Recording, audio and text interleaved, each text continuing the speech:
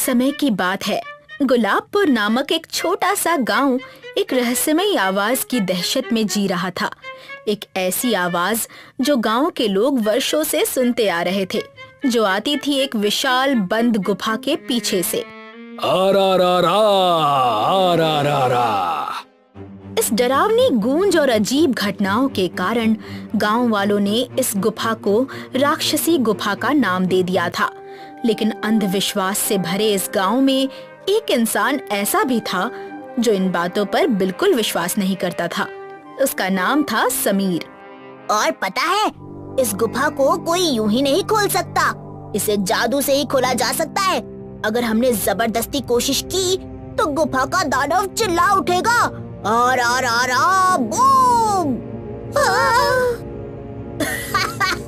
अरे क्या हुआ, सब डर गए क्या?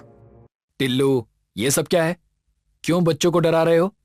इन गुफा की कहानियों पर ध्यान मत दो, ऐसा कुछ नहीं होता। चलो पढ़ाई पर ध्यान दो। गांव में फैलती अफवाहें और बच्चों पर उसका असर समीर को पसंद नहीं आ रहा था। उसने ठान लिया, अब मैं इस गुफा के रहस्य का पर्दाफाश करके ही रहूंगा।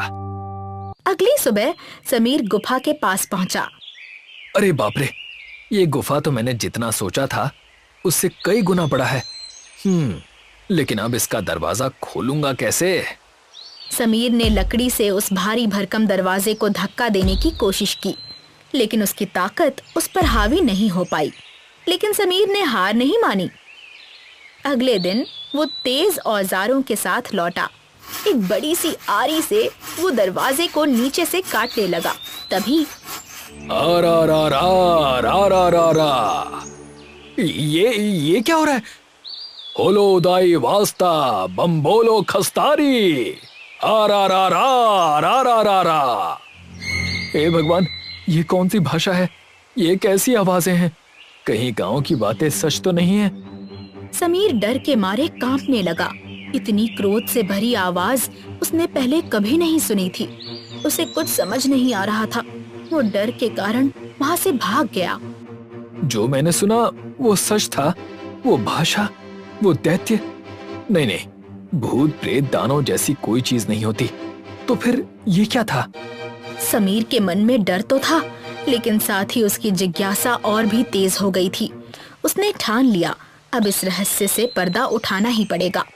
वो किताब, हाँ, प्राचीन भाषाओं की खोज और उनके अर्थ मिल गई। मैंने क्या सुना था?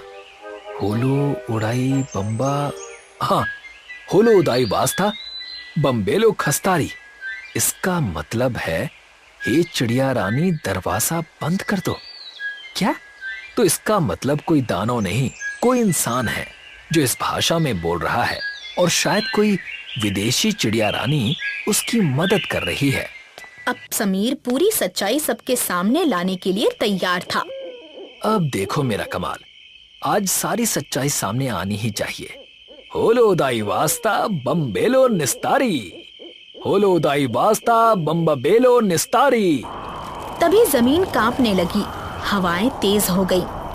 ये क्या हो रहा है? तभी चमकती हुई चिड़ियों का एक जोड़ा गुफा के दोनों ओर आया।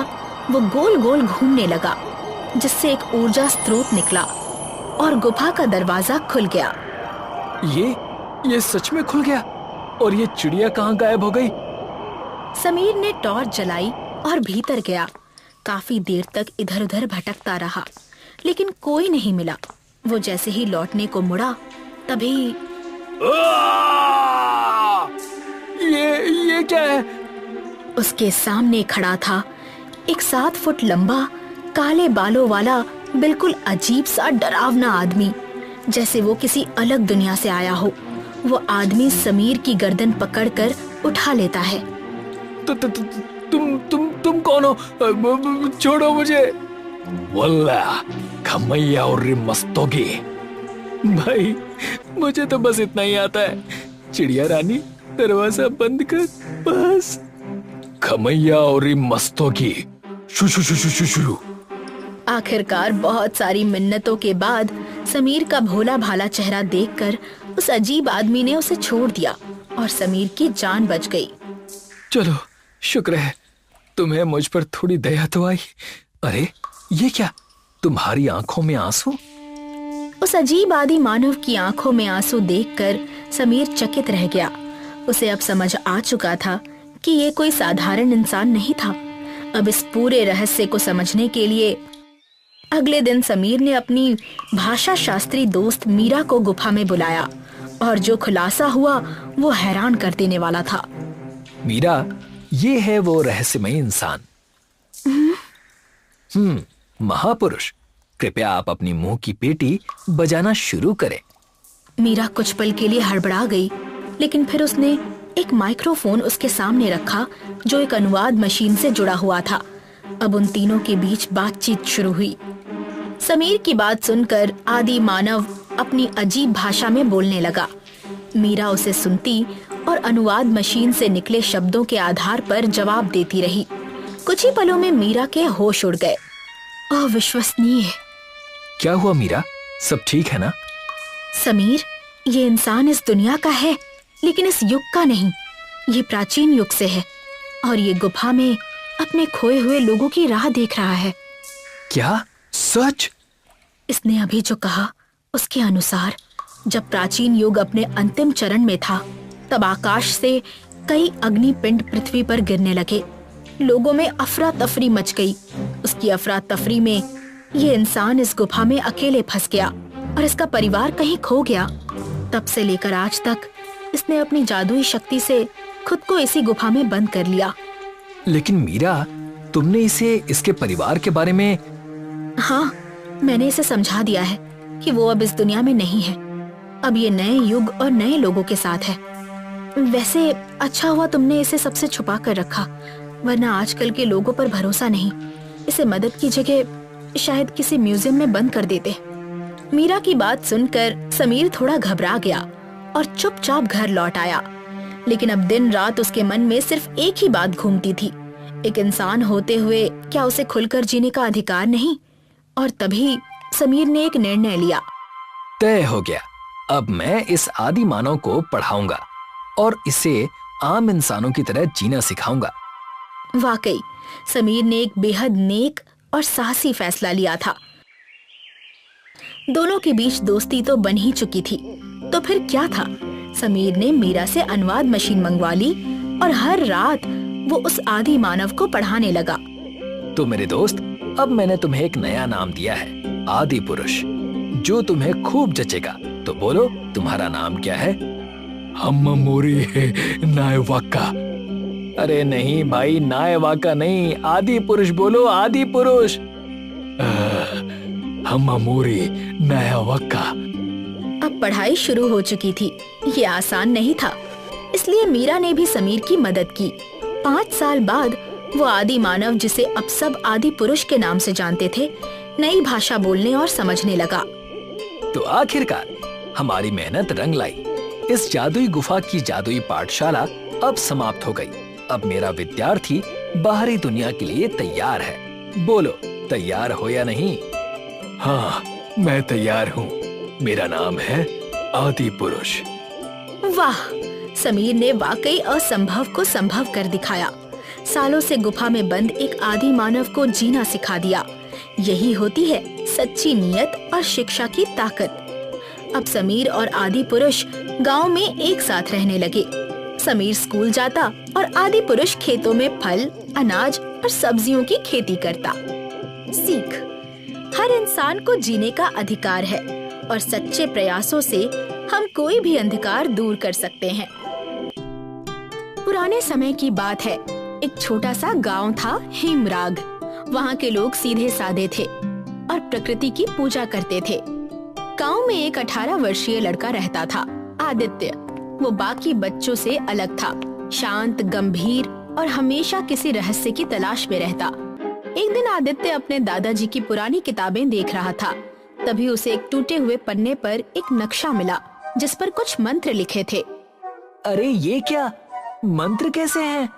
ये अलौकिक दरवाजा क्या होता है? उस नक्शे को देख आदित्य का उत्साह बढ़ गया। तभी उसे याद आया कि उसके दादाजी उसे बचपन से ही किसी अलौकिक द्वार की कहानी बताते थे, जिसे सिर्फ सच्चा बच्चा ही पार कर सकता था।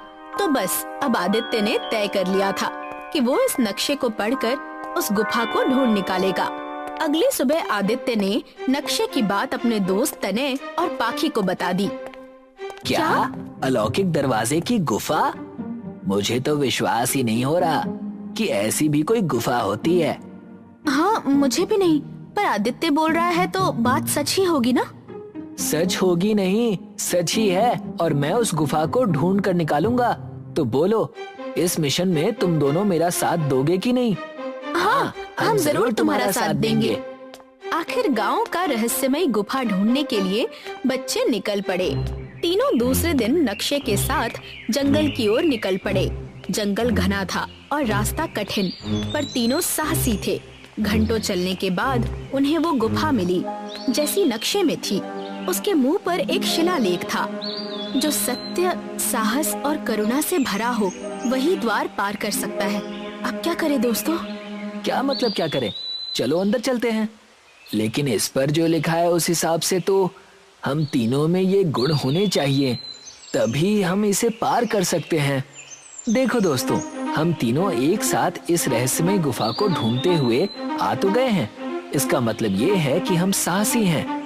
और रही बात सत्य और करुणा की, तो मुझे लगता है कि ये गुण हम तीनों में है। इसलिए चलो चलते हैं। आदित्य की बातों से तने और पाखी का हौसला बढ़ा। उस दरवाजे के सामने तीनों दोस्त एक दूसरे का हाथ पकड़कर मंत्र पढ़ने लगे और चमत्कार हो गया। गुफा का दरवाजा खुल गया। तीनों दोस्त अंदर गए और जैसे ही वो अंदर गए, उनकी आंखों के सामने अजीब रोशनी चमकी और एक पल में वो एक नई दुनिया में थे। वहाँ पेड़ बोलते थे, नदियाँ गाती थी और आकाश में 3 चंद्रमा चमकते थे। आदित्य, ये सब क्या है? ये तो बिल्कुल किसी सपने जैसा है। वो तीनों इस जादुई दुनिया को देख ही रहे थे कि तभी उन्हें किसी की आवाज आई। आखिर तुम सब आ ही गए। तुम्हें इस अलौकिक दरवाजे ने ही तो चुना है। अरे, ये आवाज कैसी? जैसे ही तीनों ने पीछे मुड़कर देखा तो एक जादुई पेड़ उनसे बात कर रहा था।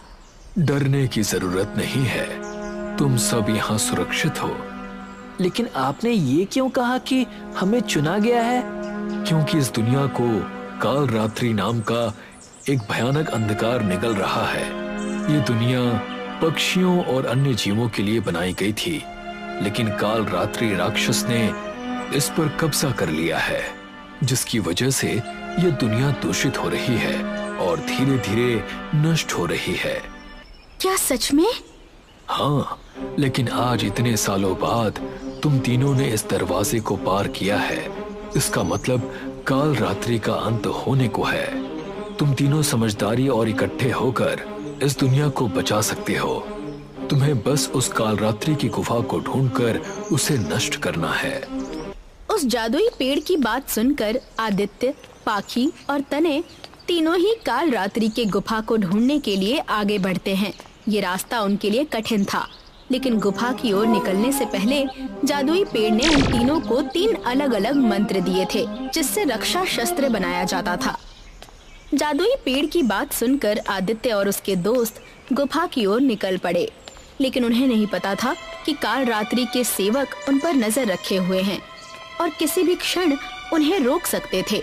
तभी यात्रा के दौरान एक रहस्यमयी लड़की मिली, निशा। उसने कहा कि वो भी उनकी तरह काल रात्रि का अंत करने निकली है। तो तुम्हारा कहना है कि तुम भी हमारे साथ हो? हाँ। लेकिन हम तुम्हें जानते नहीं हैं, फिर हम तुम पर भरोसा कैसे कर सकते हैं? आदित्य की बातों से निशा हड़बड़ा गई। आदित्य को क्या जवाब दिया जाए, उसे कुछ समझ नहीं आ रहा था। उसकी आंखों में आंसू भर गए, जिसे देखकर तने को उस पर दया आ गई और सबको समझाकर अपनी टीम में उसे शामिल कर लिया। तुम सबका धन्यवाद, तुमने मुझे इस टीम में शामिल करके मेरा काम और आसान कर दिया। अरे ऐसी कोई बात नहीं है, तुम अब हमारी भी दोस्त हो, है ना दोस्तों? तने की बात पर आदित्य और पाखी ने हामी तो भर ली थी, लेकिन ना जाने क्यों पाखी को निशा पर शक था। उसे बार बार लग रहा था कि कुछ तो गड़बड़ है। देखते ही देखते दिन बीतते गए और निशा तने के साथ कुछ ज्यादा ही घुलने मिलने लगी, मानो वो उसे अपने जाल में फंसाना चाहती हो। आदित्य, ये निशा तने के साथ कुछ ज्यादा ही घुल गई है ना? हाँ, हमें जरा बच कर रहना चाहिए। पाखी के साथ आदित्य को भी निशा पर शक होने लगा था, लेकिन जिसका डर था वही हुआ। निशा ने तनय को अपने वश में कर लिया था। काल रात्रि के गुफा के पास पहुंचने के बाद जैसे ही उन्होंने मंत्र पढ़ना शुरू किया, तनय कमजोर पड़ने लगा। उसे चक्कर आने लगे और वो बेहोश हो गया, जिसके कारण काल रात्रि की गुफा खत्म होने के बजाय खुल गई। आखिरकार मेरा काम पूरा हो ही गया। मैंने कर दिखाया। मैंने तुम्हें रोक दिया और काल रात्रि को मुक्त कर दिया। मतलब तुम हो कौन? काल रात्रि की सेविका हूँ जो यहाँ तुम्हें रोकने आई थी। निशा की बात सुनकर सब दंग रह गए। उन्हें कुछ समझ नहीं आ रहा था कि क्या करें। अब अंधकार चारों ओर फैल चुका था। निशा वहाँ से भाग निकली थी। आदित्य, तनय और पाखी को विश्वासघात से ठेस पहुँची थी, पर उन्होंने हार नहीं मानी।